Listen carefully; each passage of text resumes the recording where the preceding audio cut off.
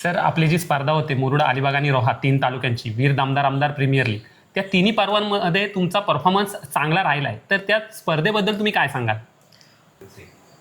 नक्कीच ती स्पर्धा माझ्यासाठी लकी आहे. कारण ज्या 3 सीझनमध्ये भरपूर माझा परफॉर्मन्स तिकडे चांगला राहिलेला आहे. पहिला जे सीझन होता त्या टायमाला मी पहिली सीझनचे माझे कॅप्टन होते कैवल्य पाटील.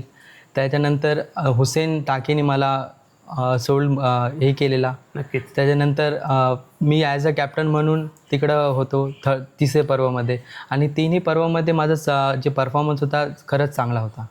तुमचे तिन्ही सीझन तर चांगले राहिलेच होते, परंतु दुसरा सीझन असा होता की तिथे तुम्हाला उत्कृष्ट फलंदाज म्हणून बाईक मिळाली होती. तर तो बाईक मिळाली, तो क्षण नेमका कसा होता?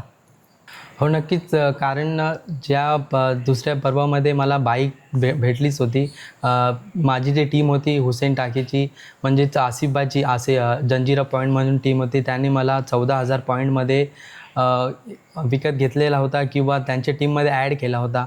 त्याच्यानंतर माझ्या मनात असा होता की जेव्हा पहिला सीझन जेव्हा झालेला तेव्हा माझे 19 ते 20 रन काहीतरी कमी पडलेले. सेमीफायनल आणि फायनलमध्ये मी अपयश ठरलेलो आणि त्यावेळेला कैवल्य पाटीलला ती बाईक भेटलेली. तो चांगला खेळलेला म्हणून त्याला ती बाईक भेटलेली. त्याचा काही नो डाऊट तो चांगला प्लेयर आहे आणि आणखीन पुढे त्याला भेटावी अशी माझी अपेक्षा आहे. पण त्यामधून काहीतरी शिकावा असा मला तर असा वाटतो आणि त्याच्यानंतर जी मी थोडी मेहनत घेतली माझ्या फिटनेसवर किंवा जे आमचं जे मॅनेजमेंट होता जंजिरा पॉईंटचा, ते मला जबाबदारी दिलेली की भाई तू अच्छा खेलेगा तो हम लोग जीतेंगे, तू और हुसेन अच्छा केलं. कारण आमची जे संघ होता पूर्ण मुरुडचा संघ होता. त्याच्यामध्ये फक्त एक अलिबागचा प्लेयर होता आणि एक रोहाचा प्लेयर होता तेजस नरे. अलिबागचा होता पार्थ घरत. सगळं जबाबदारी जी होती आसिफाने मला बोललेले की भाई तेरे को ही सब कुछ लेके चलने का है, तेरे को ही खेळणे का है. ती जबाबदारी म्हणून मी खेळत होतो, बाईकच्यासाठी म्हणून असं खेळत नव्हतो.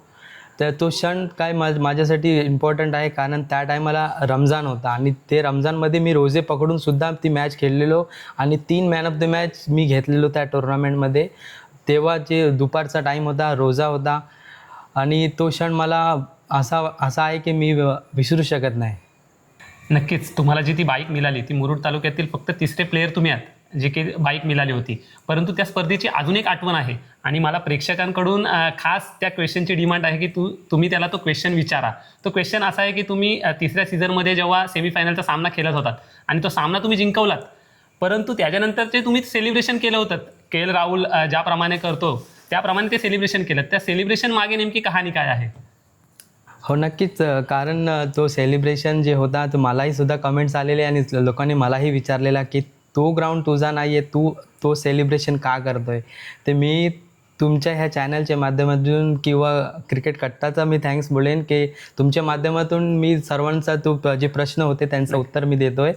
तो सेलिब्रेशन असा होता की 2 मॅच मी तिकडं असफल होतो. स्टार्टिंगच्या लीगचे मॅचेस होते तिकडं मी काय खेळलेलो नाही. नंतर क्वार्टर फायनलला चांगला परफॉर्मन्स झाला. 5 बॉल 5 सिक्स मारले. त्यानंतर सेमीफायनलचा क्रुशल मॅच होता तिकडं आणि तो सेलिब्रेशन असा होता की मी जो केला तर ठीक आहे केला, पण कुठे ना कुठे तो माझा लकी ग्राउंड आहे. ते मी लोकांना सांगत होतो की हा ग्राउंड माझा लकी आहे. कारण मी पहिल्या पर्वामध्ये सेकंड आलेलो, दुसऱ्या पर्वामध्ये मला बाईकही भेटलेली आणि तिसऱ्या पर्वामध्ये मी ॲज अ कॅप्टन म्हणून विनर झालेलो आणि ते लोकांना मी दाखवत होतो की हा ग्राउंड माझ्यासाठी लकी आहे.